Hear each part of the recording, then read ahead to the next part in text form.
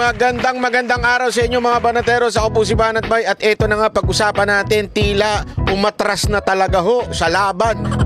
Ito hong si Romualdez. Mukhang nabahagang buntot sa nangyaring peace rally ng INC. At naku po, meron tayong balita. Mamaya ibabalita natin yan bandang dulo, ha? Abangan nyo. Panoorin nyo po hanggang dulo. Ito hong balita na kung saan ay sigurado nang tatakbo si VP Sara Duterte bilang presidente. Oy! Grabe. Yan po ay nasagap nating balita. Sure na.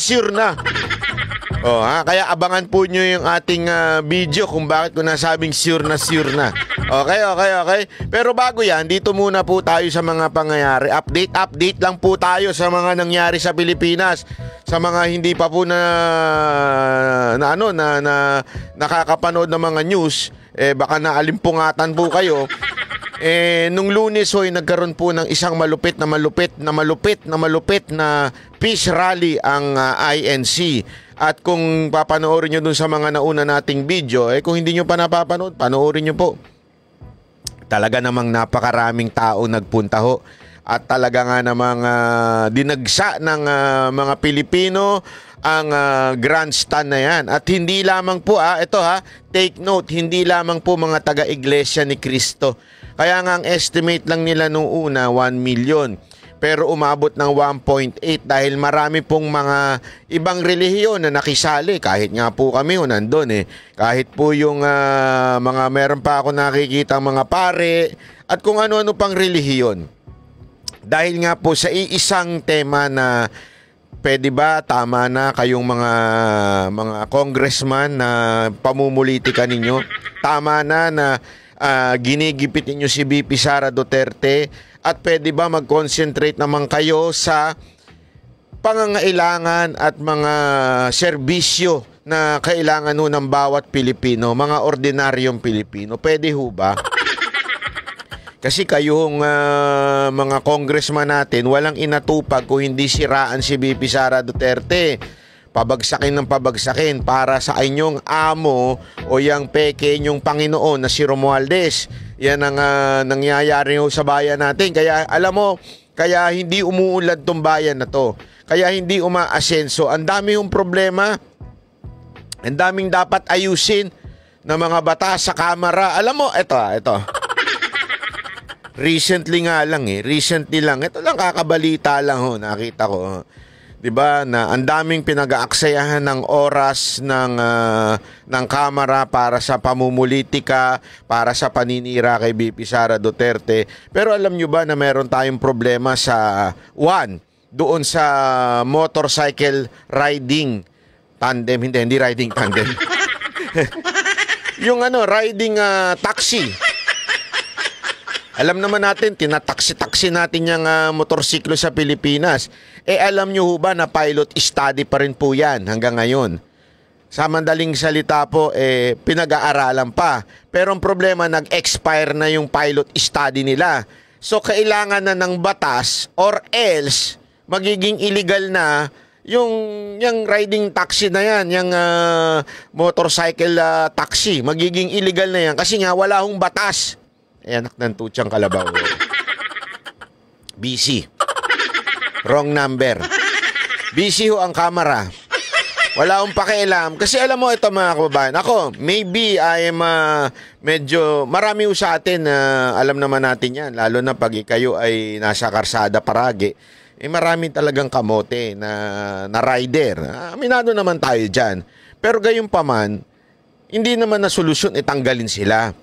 Ang solusyon niyan, ayusin, 'di ba?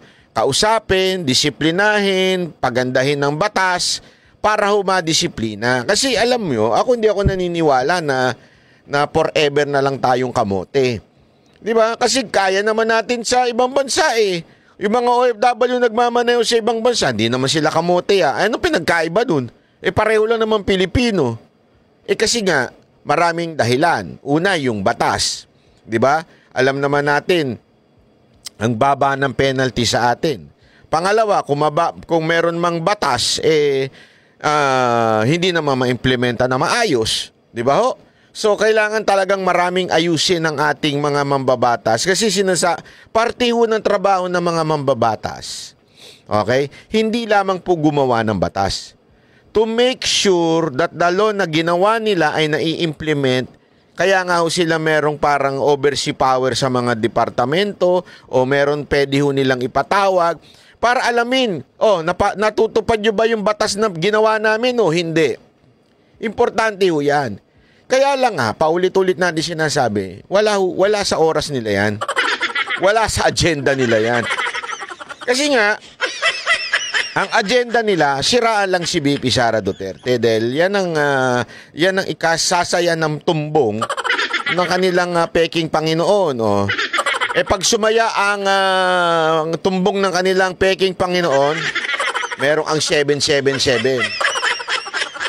Yun lang yun ganun lang kasimple yan Ang dami pa pong problema.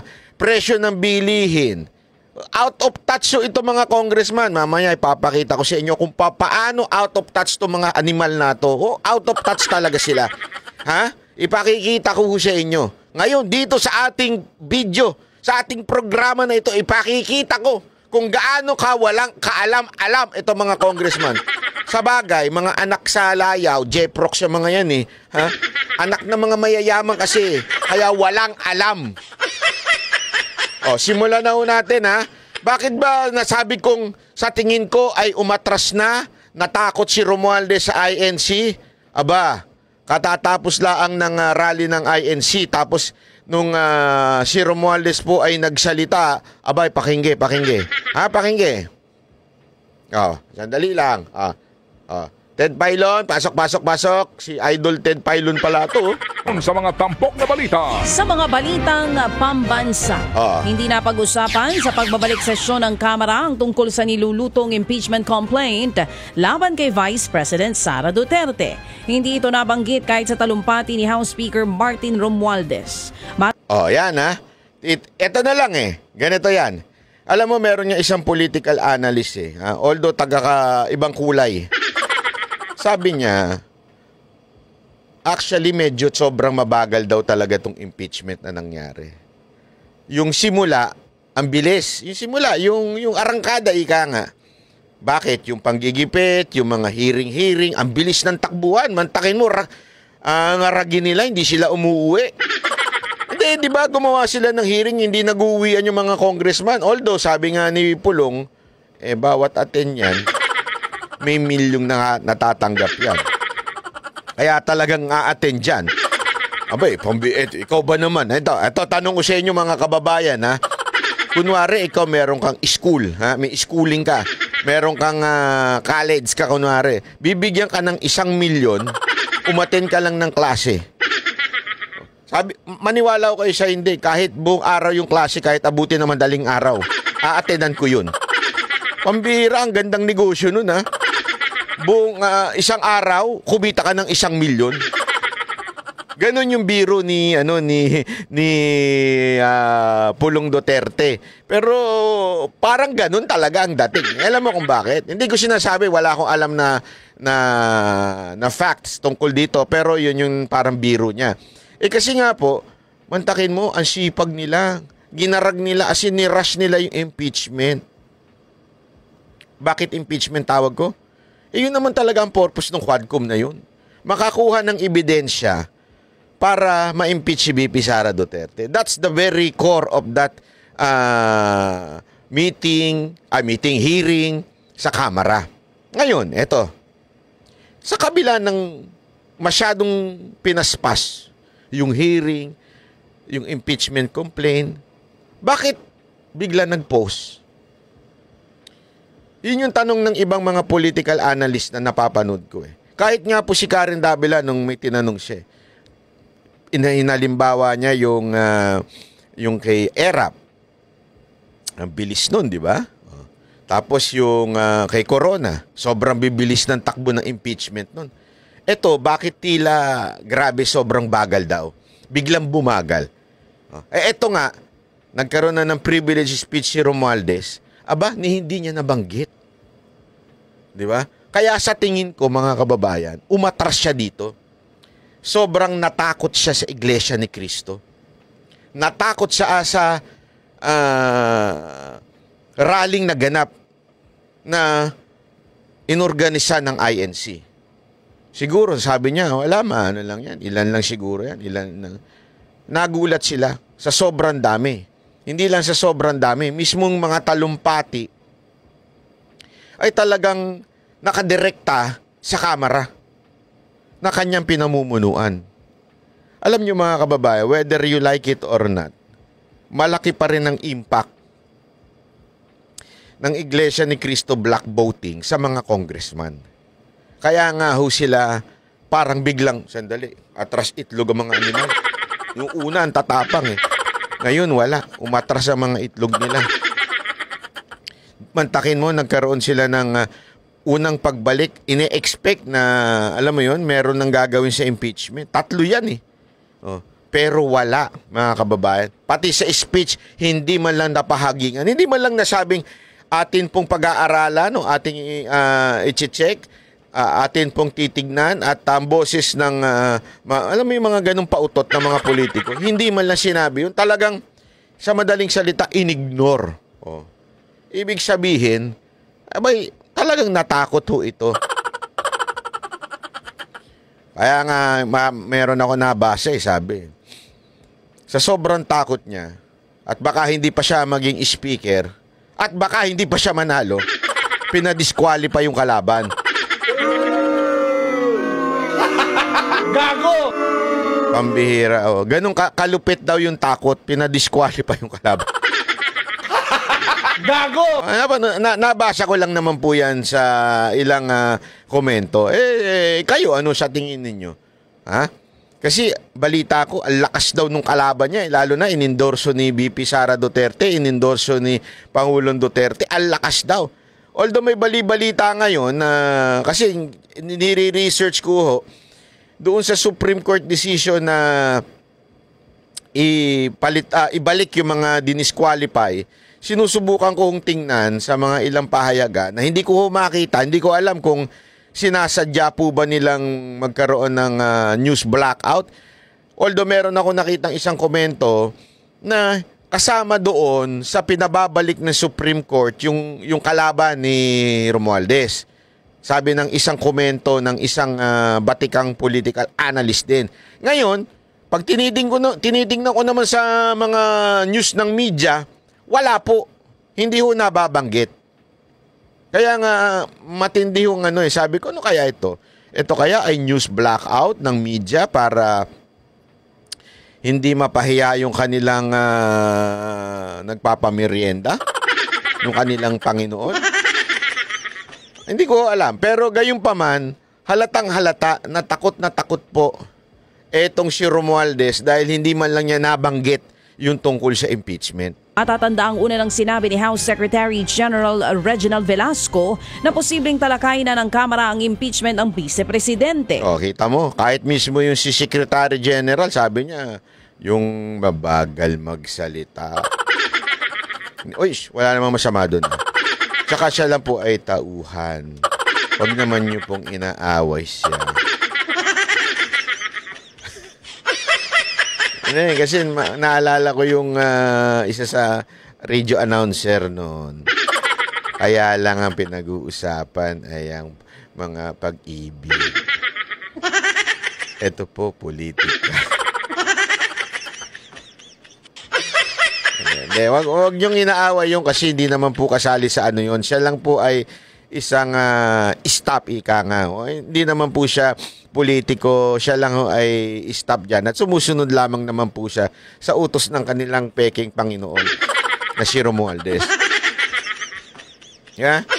Kaya wag po natin siyang inaano, ha? Anyway, sabi nga dito, kahit siya, sinabi niya na tila dapat ng, alam mo yun, sa tingin niya, pag-uusapan na sa kamera. Pagpalik ng kamera, aba, hindi pinag-usapan.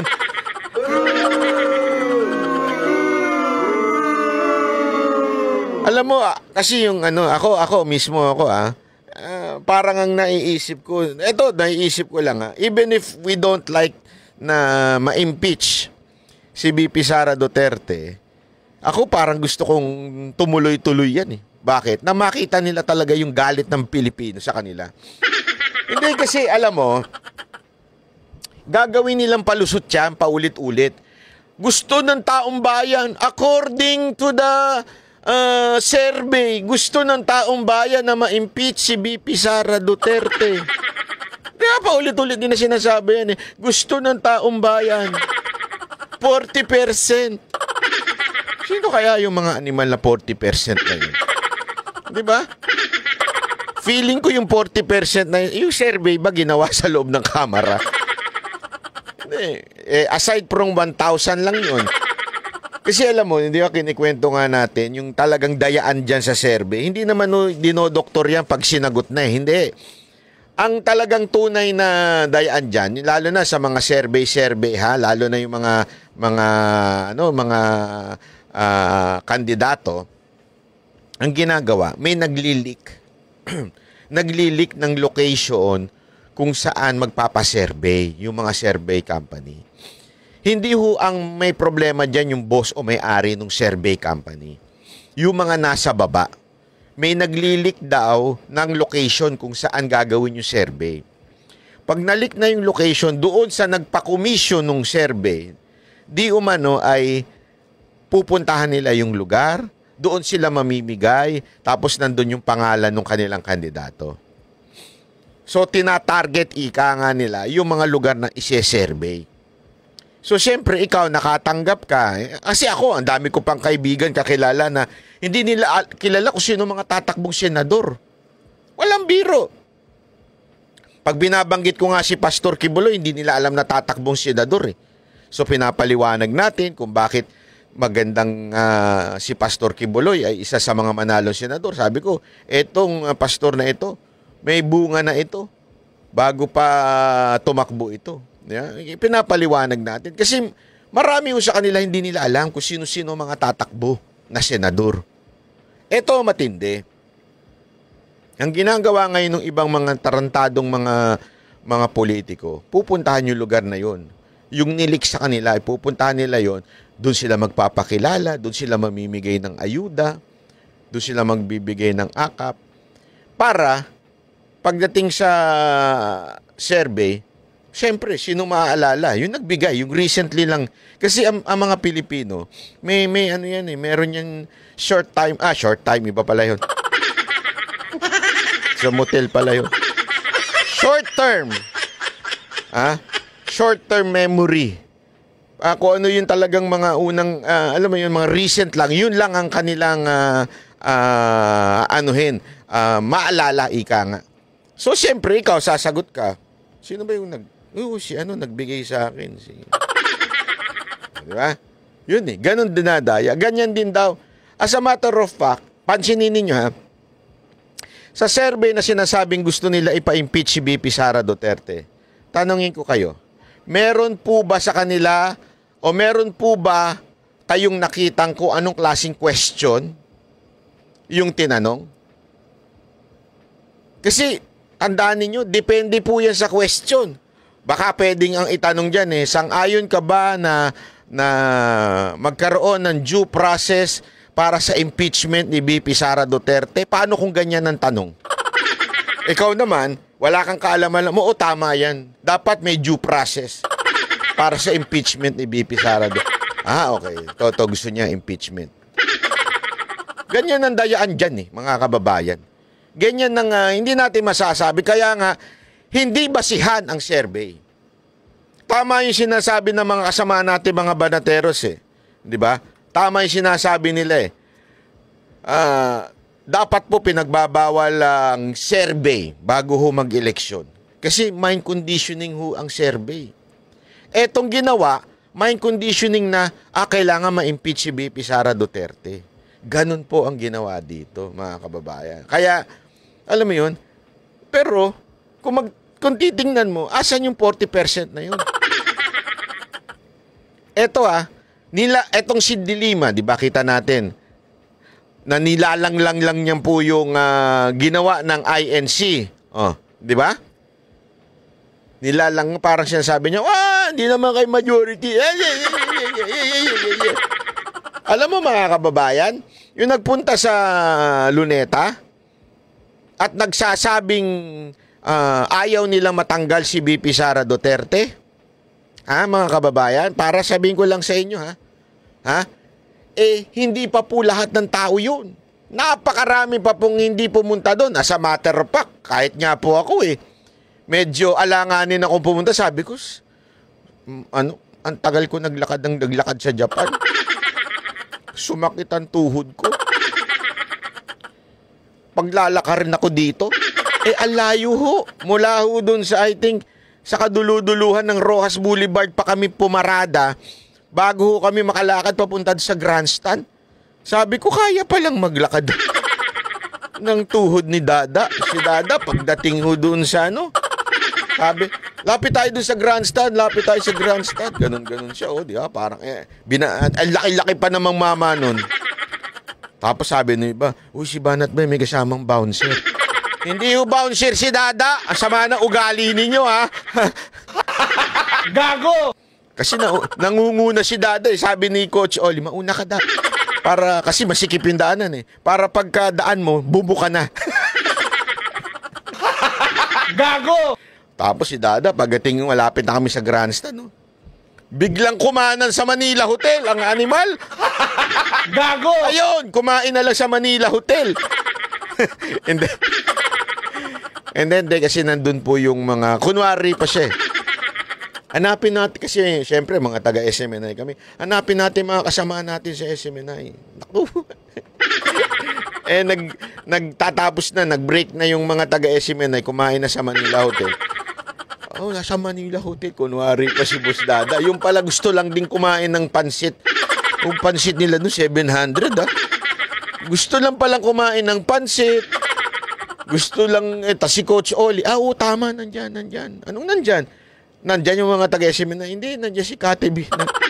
Ang bira itong dalawang to. Ano ba, akala ko ba attend tayo ng rally? Hindi nyo sinabi magmamanila Hotel pala tayo. Parali-rally pa kayo. Ganun na. Gago! Mga walang nga din tuloy natin to. Tuloy. Kung hindi matuloy ang planong paghahain ng ika-4 na impeachment complaint ng ibang kongresista. Samantala, tapos na ang investigasyon ng NBI tungkol sa sinasabing pagbabanta ni Vice President Sara Duterte. Diyan po muna tayo, Eto naman, ipapakita ko lang sa inyo, kung anong reaction nitong mga kongresista natin. Tungkol po sa nangyari sa INC, tungkol po sa statement ni VP Sara, kasi nagkaroon po ng statement si VP Sara Duterte na siya daw po ay tatakbo dahil sa certain reason. Ipakita muna natin yon bago natin tingnan yung reaction nitong mga kongresista nating walang kaalam-alam sa buhay. Pasok. May liwanag tayong nakikita!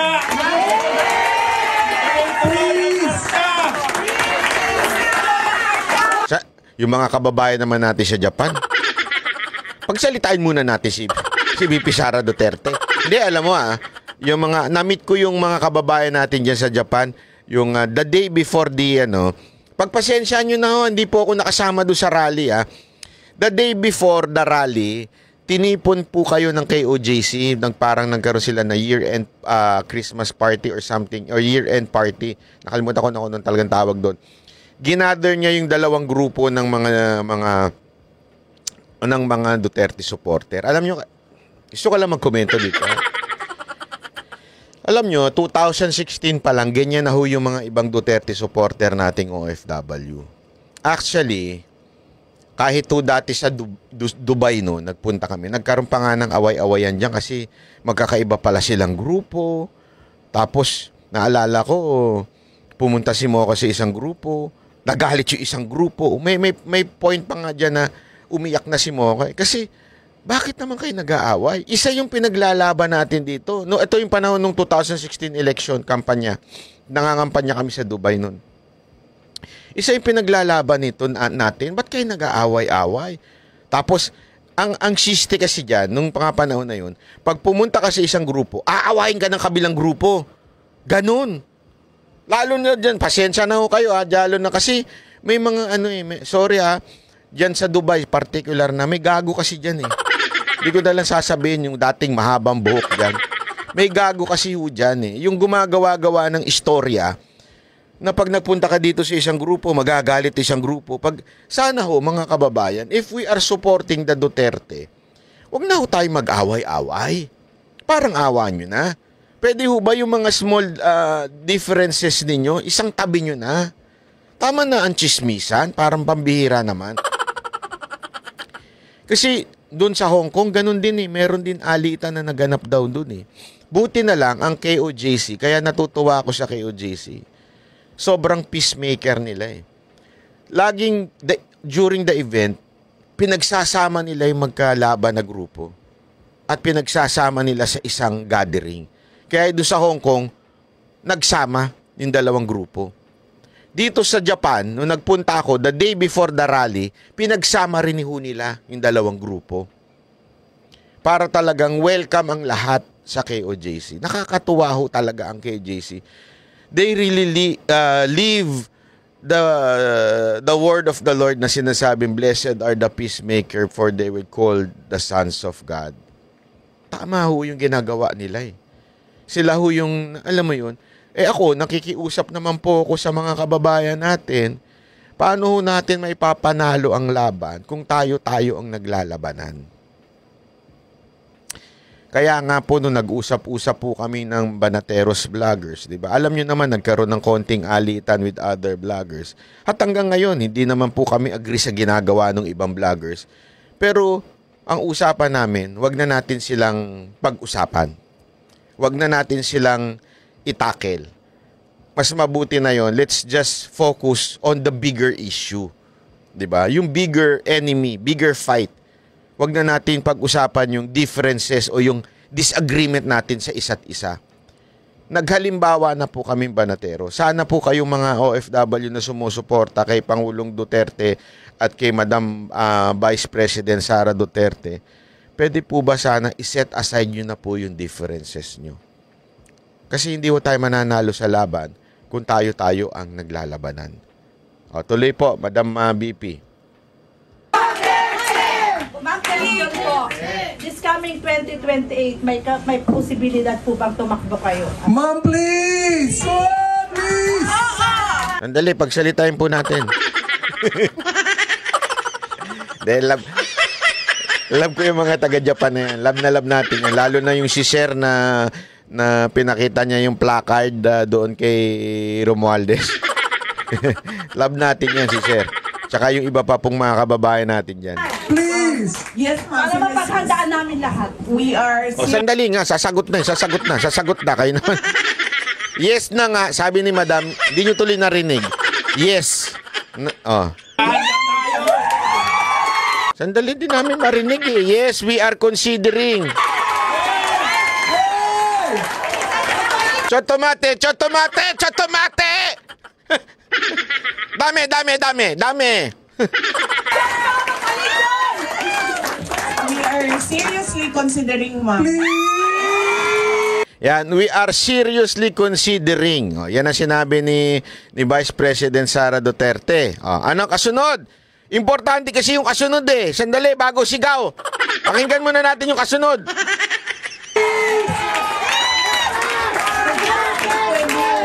Tuloy-tuloy yung... Yes! Mama, awa ka! Hindi siya pwede. Ikaw lang ang pag-asa niya. Nagkagulo na yung mga kababayan natin. Hindi, dahil sa tuwan-tuwa lang naman sila. Ang sabi ni BP Sara Duterte dito, hindi natin pwedeng payagan na tuloy-tuloy mag-backslide ang ating bayan.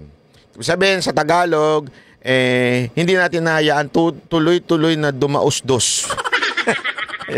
Ayan na naman lintik na dumausdos. Hindi natin hahayaang tuloy-tuloy na dumausdos ang ating bayan sa putikan. Ganon yan. Ganon lang kasimple yung sinabi ni BP Sara Duterte. Maganda sana kung napakinggan natin. Joke lang po. Tingnan ninyo ngayon ang reaction nitong mga ungas na congressman natin, ha? Panoorin natin, ha? Tingnan ninyo. Papakita ko sa inyo kung gaano sila kung gaano sila walang hulog, walang out of touch sa tunay na nangyayari. At ipakikita ko rin sa inyo kung bakit ko nasabing sigurado nang tatakbo si VP Sara Duterte. Okay? Sigurado nang tatakbo. Abangan natin yan. Papaliwanag ko sa inyo. VP Sara po is seriously considering running for president in 2028, saying she could not take sitting down the continued backsliding of the country. Yung sa backsliding, parang makikita naman po natin sa ating mga stats na hindi naman po, paangat naman po tayo. Pero if she decides to... Andali, wala pala yung video, ulitin natin. Sorry, hindi ko na yung audio lang na Tuloy, ulit. Take two.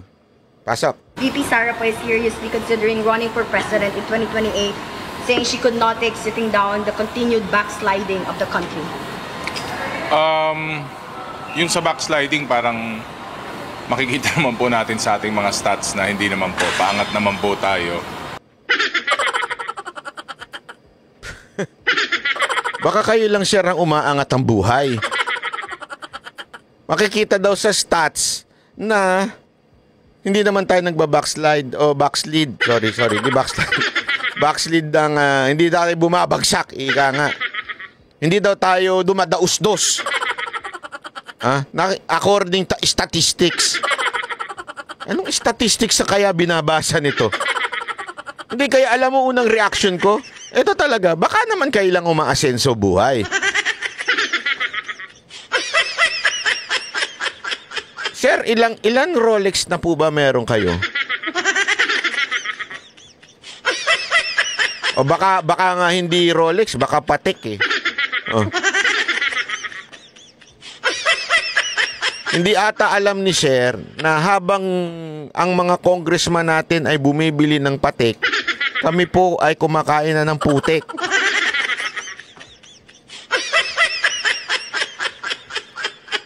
Hindi sir ako nagtatanong lang naman sa inyo. Nagtatanong, baka bawal ho ba magtanong? Kasi huli nyo nagtanong si Ka Eric nayari at si Ma'am Lorraine. Ako sir nagtatanong lang. Kumakain pa po ba kayo ng healthy foods? Gago! Hindi kasi yung mga kababayan natin nangangayayat na dahil sa gutom eh. Mantakin mo kahit kamatis napakamahal. Pambihirang buhay ireo.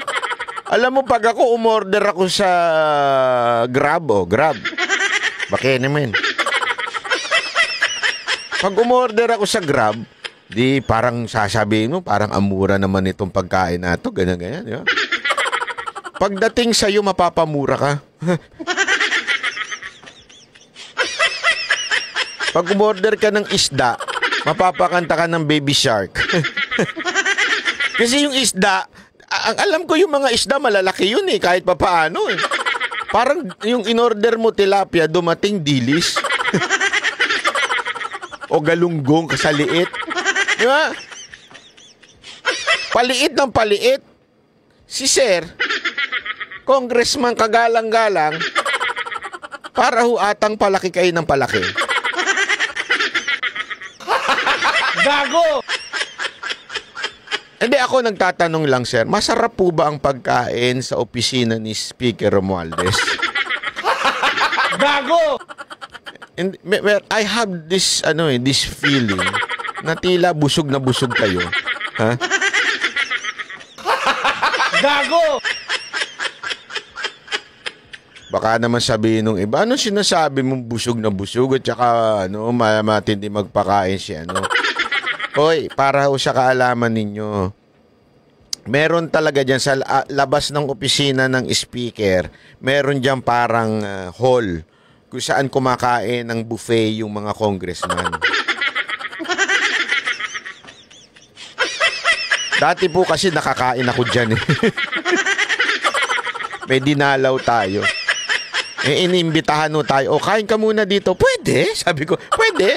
Ay, sarap dito. Araw-araw na lang ako kakain. No wonder, may mga congressman tayong busog na busog.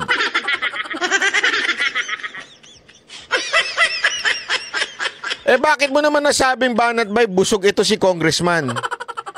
Kasi, sabi niya, parang sa statistic naman, di naman daw tayo dumadaus-dos. Sa madaling salita mga kababayan, hindi po siya nagugutom. Hindi dumadaus-dos, hindi naghihirap. Ang tanong ko sa inyo mga kababayan, kayo po ba? Hindi kayo nagugutom? Hindi po ba kayo nagtitipid ng kakainin? Hindi po ba kayo naghihirap? Sabihin nyo sa akin, ang totoo, kayong mga kababayan na makakapagsabi niyan, ano ang mas mahirap, yung panahon ni Pangulong Duterte o panahon ngayon? Ano ang mas mahal ang bilihin? Ano ang mas nagtitipid kayo nung panahon ng 6 years ago, yung panahon ni Duterte o panahon ngayon? Huwag na tayo mag-statistics. Kung para ho kayong walang alam. Wala ho kayong alam pagdating sa gutom ng bawat Pilipino. No wonder wala kayong ginagawang solusyon. Sabi ko nga ho sa inyo there is no such thing as perfect government. All government may problema. Pero pinakamatinding problema ay yung hindi mo alam na may problema tayo. That's the problem with this congressman. Ang tingin nila, everything is okay. Ang tingin nila, walang problema, tayo yumayaman, tayo umuunlad. According to statistics. Anong statistic mo? Hindi mo ba pumunta ka kaya ng palengke? Ang dami nga meme dyan na 1,000 mo dati, ang dami mo na nabibili. Ngayon, isang plastic na lang. Simpleng-simple lang Halatang wala kayong alam sa dinadanasan ng bawat Pilipino. Sa madaling salita, sir, you should resign. You know why? You are no longer representing the Filipino. Kawawa ang distrito mo. Wala kang alam sa nangyayari sa bayan. Tama yung sinabi ni Bibi Sara Duterte. Pag ganun tayo, ekonomiya natin pag ganun. Alam mo ba na iyan ang isa sa mga dahilan kung bakit nag-rally ang INC? May mga interview ko, yun na sinasabi nila. Ayusin muna ekonomiya. Tama ng pamumulitika. Tapos ang sagot ninyo, according to our statistic, everything is okay.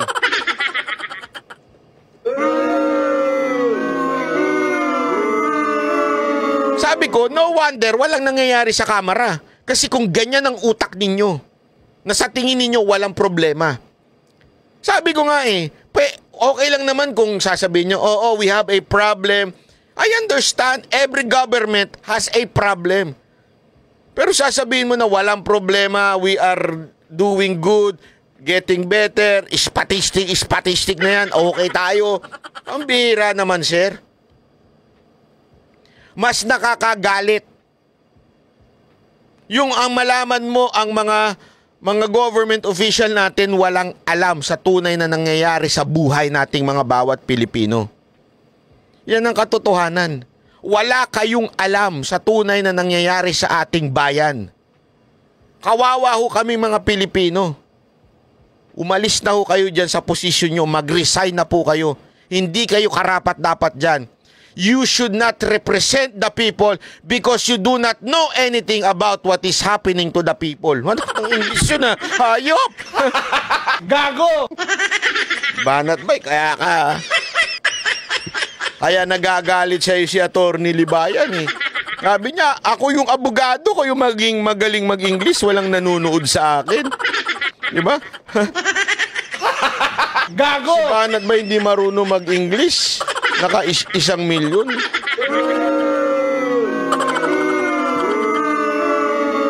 Atty. Libayan, pagpasensyahan mo na. Huwag kang nagagalit sa akin, hindi ko naman kasalanan yun. Itong mga taong nanonood dito, subscribe. Kung ayaw mo, sa kanila ka magalit, wag sa akin. At kayo namang mga nanonood, kung hindi pa kayo nakasubscribe, mahiya naman kayo. Biro lang po. Kung hindi pa po kayo nakasubscribe, madali lang naman mag-subscribe. Ganun mo lang, i-click mo. Di ba? Ang hilig nyo nga gumanyan. Ba't di naman lang nyo i-click yung subscribe? Di ba? Gago! Sige na po, anyway, tuloy natin 'to sinabi ni Congressman walang alam. Pero if she decides to run, then kahit sino naman po karapatan na tumakbo. Pinag-iisipan ko na nga rin po kung tatakbo ko. Kong, huli mo na yan. Sa 2028. Pero hindi presidente. Kita mo, wala man lang tumawa sa'yo. Ako na lang tatawa sa'yo. Ang baduy kasi ng joke mo eh. Alam mo, eto bakit ko sasabihin baduy, ha?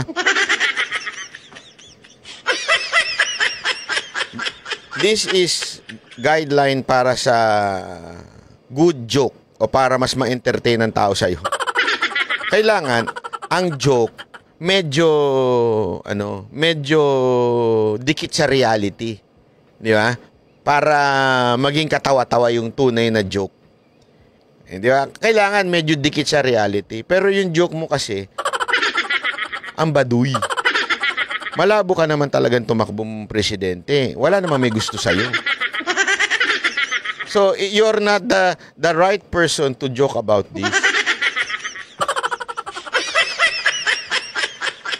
Or maybe you are trying to mock our vice president. Pero wala ka kasi sa kalingkingan. Wala ka sa level.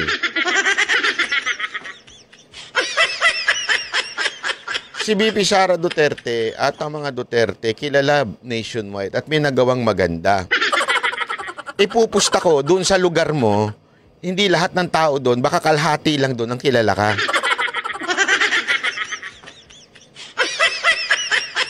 The rest, hindi ka kilala. So, medyo yung level mo at saka ng mga Duterte masyadong malayo para i-joke mo na kunwari tatakbo ka rin pero hindi sa pagka-presidente. Medyo baduy, ika nga.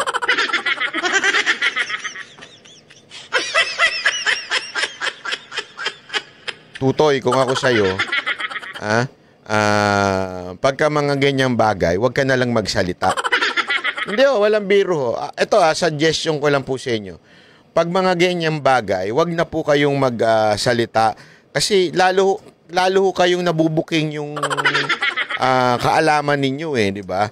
Kailangan po, sabi nga ito. Ito bibigyan lang kita ng konting aral. Kahit sa iba sa ating mga kababayan. Proverbs 17 verse 28, sabi nga, even a fool who keeps silent is considered wise. When he closes his lips, he is deemed intelligent. Ulitin ko Proverbs 17 verse 28. Even a fool, kahit ang tanga, kahit ang mangmang. Halimbawa lang, ilagay natin yung pangalan mo. Kahit ikaw, Ortega, who keeps silent is considered wise. When he closes his lips, he deemed intelligent. Ibig sabihin, pag silent ka, kahit nga daw yung tanga, o yung fool, o yung mangmang, tumahimik, nagmumukhang matalino. Yan ang prinsipyo niyang Proverbs na yan. Kaya kung ako sa inyo, Congressman Ortega, wala naman po ako sinasabing tanga kayo. Maaring mangmang kayo sa katotohanan. Mangmang kayo sa nangyayari sa ating bayan.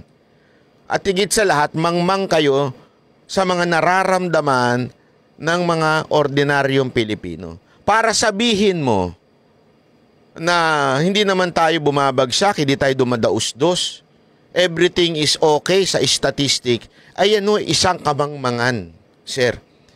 Isang kamangmangan yan, halatang-halatang wala po kayong alam sa gutom na nararamdaman namin mga Pilipino.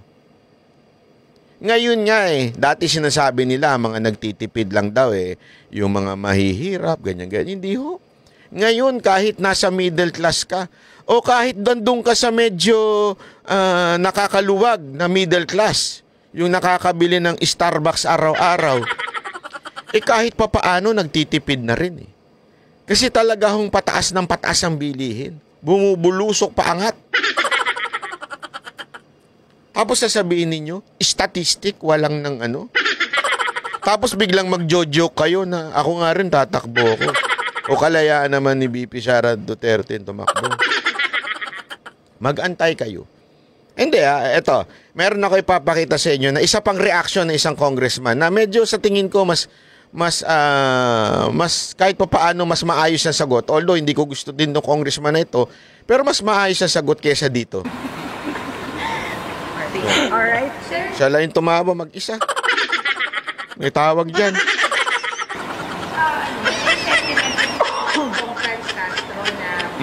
Sayang lang yung effort ng House. Naman kami, ako naman, personally, hindi naman sayang yung efforts kasi ang dami po natin na naungkat. At syempre, hindi pa naman po totally tapos yung investigations na yun. Marami pa po tayong pwedeng ituloy at investigahan. Pero, again, coming from the majority, I will take the leadership of the majority, which I highly respect. Doon po manggagaling yung sa side naman po namin. Pero sa efforts po lahat na ginawa ng Quadcom and yung mga iba-ibang investigasyon sa Committee on Good Government, wala pong nasayang kasi meron po tayong recommendations at meron po tayong mga gagawing kaukalang actions about it. So, pero may oras pa ba? May oras pa ba ito with the impeachment? May oras naman po siguro pero very slim na yung timeline. Pero again, abangan natin. Meron pang mga ilang weeks pa tayo dito. 4 weeks bago tayo mag-break at saka syempre start na po ng campaign.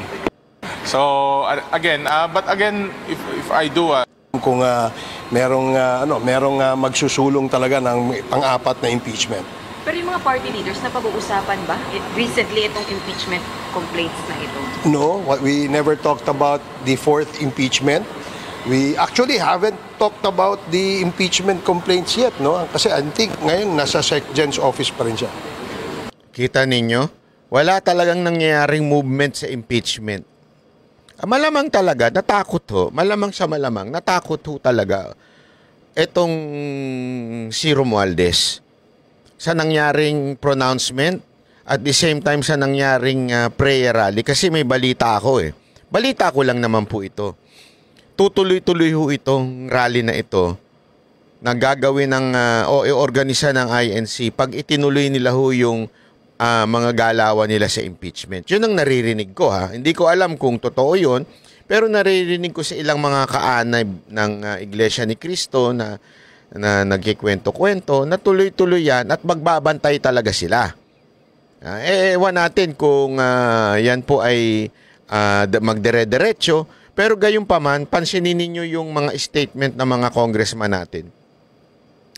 Noong una, nagmamadali sila. Ngayon, parang hinay-hinay sila. Parang sa tingin ko, parang wala silang kaalam-alam at ang lahat ng desisyon na kay Speaker Romualdez. Di ba? So, talagang si Speaker Romualdez ang may dahilan kung bakit tila pumepreno.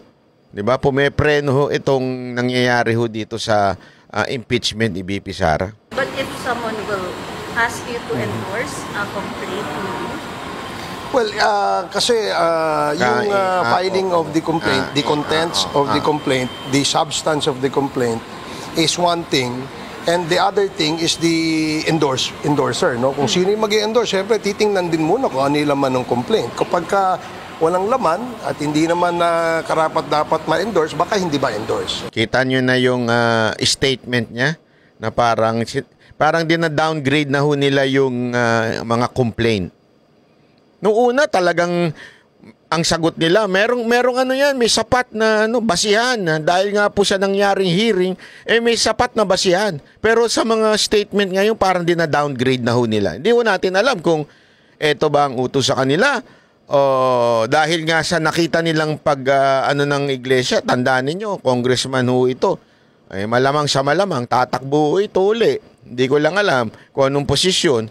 Pero sa malamang tatakbo ito at natatakot na siguro sa INC. Kaya maingat na silang nagsasalita. Sir, other topics okay lang? Oh, yeah, sure. Oh. Andito na rin lang. So baka gusto mo, pwede ka mag-comment kasi si Vice President Sara Duterte said she is seriously considering running for president po sa 2028 and saying that she could not take sitting down daw po the continued backsliding of the country. Well, of course, we respect the opinion of the Vice President in her desire to serve the country. Lahat naman po tayo may karapatan na magserbisyo, magbigay ng serbisyo sa ating mga kababayan. Doon naman sa punto na nagba-backslide, I think this has also have to be substantiated by data and proof. Kasi to be fair, tingnan muna natin kung ano yung mga basihan ng ating statements, especially kapag tungkol ito sa performance ng ating gobyerno. Sir, sa Quadco update. Kita nyo na yung kanya?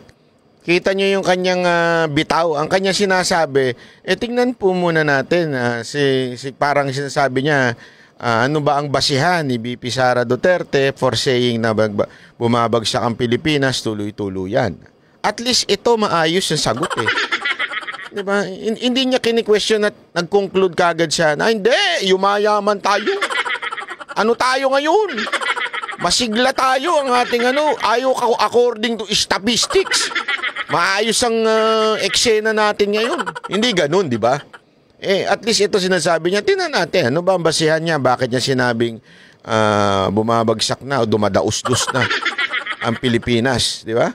Alamin natin kung ano yung statement na yun, bakit ganun. Ano ang basihan niya, ika nga? Wala, pambihira ho. Sabi ko nga ho sa inyo ang layo ho nung isang, again hindi ko ho kinakampihan ito si Barbers, pero I mean natin, sabihin na, magkomento tayo according sa kanilang mga sinabi. Ito nga ho ang sinabi ni Barbers, at least kahit papaano, nasa hulog ng konti, di ba? Although sabi ko nga, ano to, hindi mo alam? Gusto mo ba ng sapat na ebidensya na talagang dumadaus-dus na tayong pabagsak ng pabagsak? Anong ebidensya gusto mo? Gutom na mga Pilipino. Ano pa bang ebidensya ang gusto mo? Hindi, yun lang yung kasimple. Gutom na mga Pilipino. Ano pang ebidensya ang gusto mo? Sobrang mahal na ng bilihin. Sobrang hirap na ng hindi na ganun tawag dito ka safe ang ating mga kababayan. Ito nga kanina lang may binasa ako 6 na taon na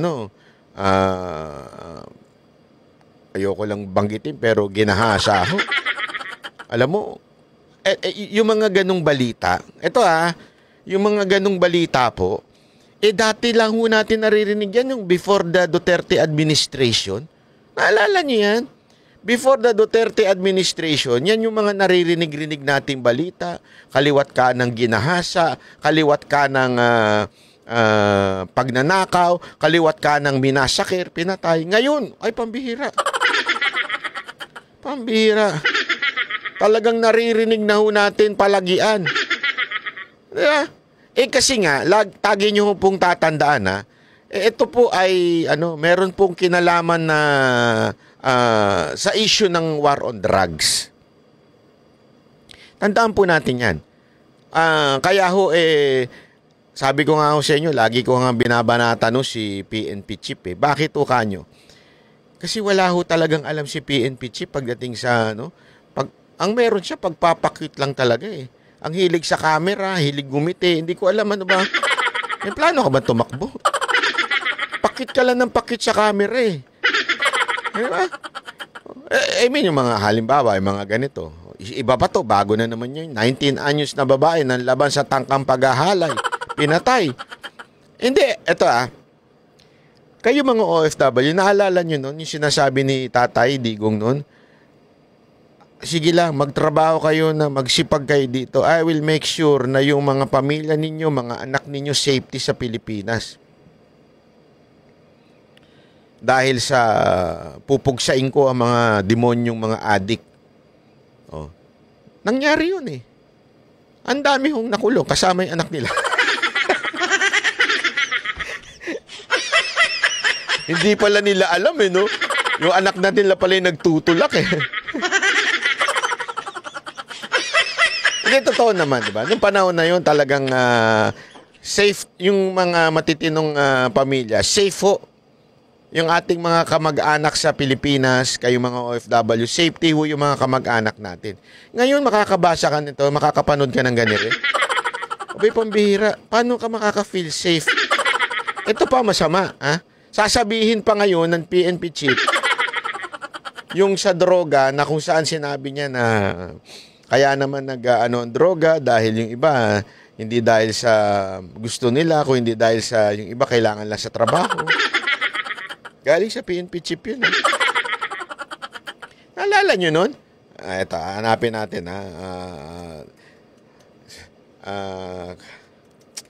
Ay, nako. Sumakit ang ulo ko nun. Sumakit talaga yung ulo ko nun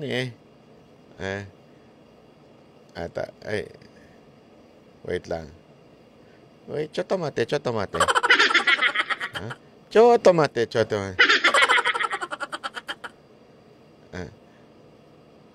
Wait lang. Hindi ko makita Ayan. Ito yung sinabi niya. May nag-comment nga sabi dito.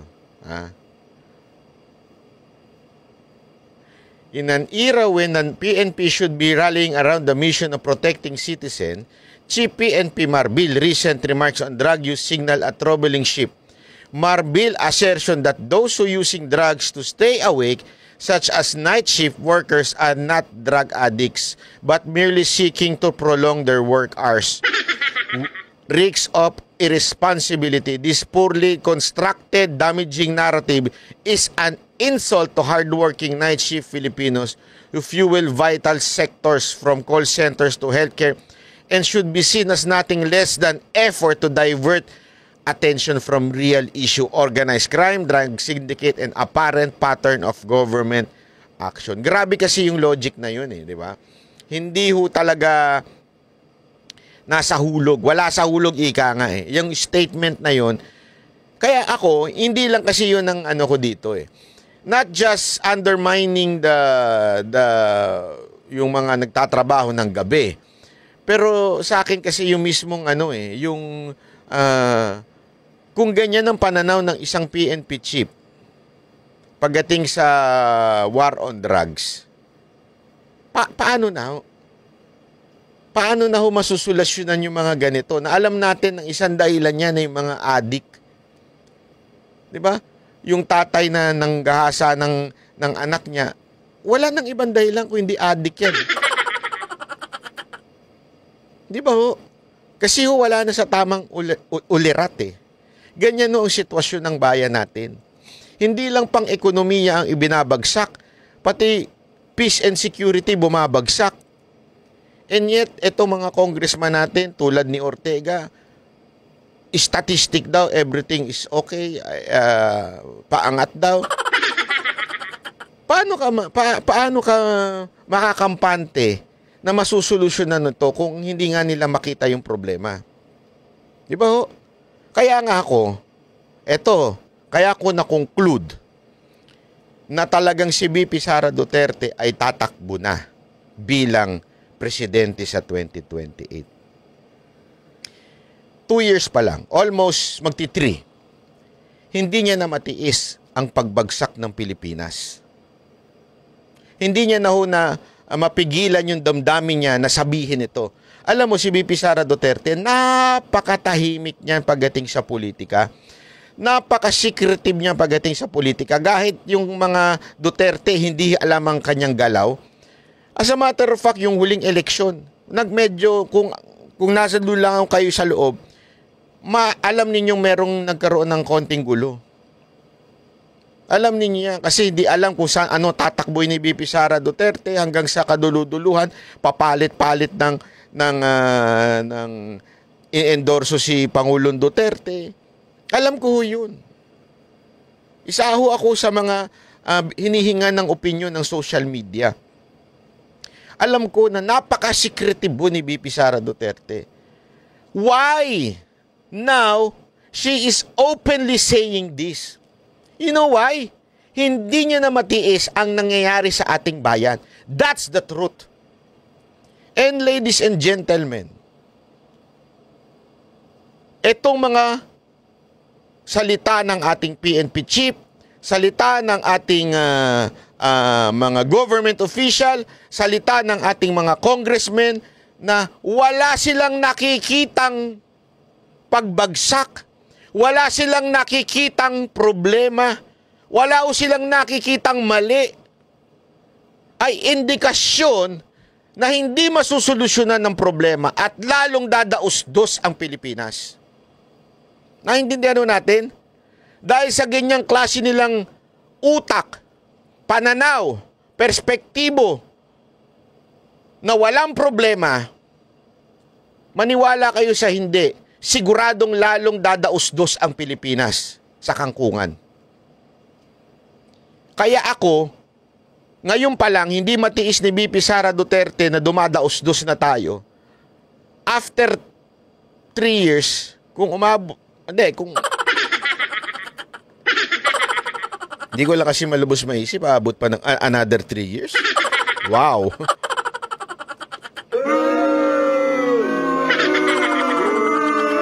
Ano na kaya ang itsura ng Pilipinas sa mga susunod pang taon? Kung yung 3 taon nga ngayon na ilabas na ni VP Sara yung damdamin niya na talagang dumadaos-dos na ang Pilipinas, how much more yung mga darating pang panahon? Sigurado ko mas mararamdaman niya pa ang pagbagsak ng Pilipinas. Kahit itong mga ekonomista nararamdaman yan sa tindi ng taas ng ating utang, sa tindi ng amidst ng tumaasang utang, walang infrastructure, wala lahat. Ang bira. What is happening to our country is a disaster. For sure, babagsak pa tayo ng babagsak. That's why, for sure, ako, tatakbo si VP Sara Duterte. Hindi niya matitiis na bumagsak tayo ng tuluyan. At alam niya na siya lang ang politikong hindi politiko. Alam niyang siya lang ang politikong makatotohanan. Hindi takot. Siya lang ang politikong talagang what you see is what you get. Yung talagang, alam mo yun? Kaya nga alam nyo mga kababayan, kung ako ang tatanungin, magandang tandem yan, no? VP Sara Duterte tsaka si Pastor Kibuloy. Ang ganda siguro ng bayan natin kung sakasakali. Pagkaganyan na nangyari. Kasi parehong ayaw sa korupsyon, parehong matapang pagdating sa peace and order, pati higit sa lahat sa insurgency, sa mga rebellion, di ba? Talagang sana pag nanalo ho yan, sigurado ako in 6 years talagang ubus ang mga rebelde sa atin. Di ba? Sana ho. Ako, hindi wala ho akong alam sa plano ni Pastor Kibuloy. Ako'y nanggagaling lamang po sa puso ko yun. Napakaganda sigurong sitwasyon. Kung gano'n, ano? VP Sara Duterte at Pastor Kibuloy, team up. Maniwala kayo. Ang ganda ng bayan natin kung sakasakali. Kaya ako naniniwala. Ako, for sure ako, tatakbo ito si VP Sara Duterte na Pangulo ng ating bayan. Dahil di niya matitiis ang pagbagsak ng bayan. Sigurado ako kasi, wala mangyayari sa bayan natin kung ang mga nagsasalitang government official walang nakikitang mali. Babagsak ang bayan mo. I mean, halimbawa, may diabetes ka. Ayaw mong aminin na may diabetes ka. Sasabihin mo sa sarili mo, hindi, wala akong diabetes. Kasi wala naman akong nararamdaman, di naman lumalabo mata ko, wala akong diabetes. Kahit alam mong ang taas-taas ng sugar mo, ano mangyari sa'yo? Magde-deteriorate yung katawan mo. Kasi wala kang ginagawang solusyon. Gagets nyo? Ganun na mangyayari sa Pilipinas. Bakit? Yung mga politiko natin, feeling nila, ang ganda ng bayan natin. At dahil sa pagdaos-dos ng Pilipinas, sure tayo, walang choice si VP Sara Duterte kung hindi tumakbong presidente. Maraming salamat po. Ako po si Banabay sa susunod na video. Subscribe po kayo. Salamat! Yan ang banateros, Boses ng ordinaryong Pilipino, Panaderos ay walang magkakaawan.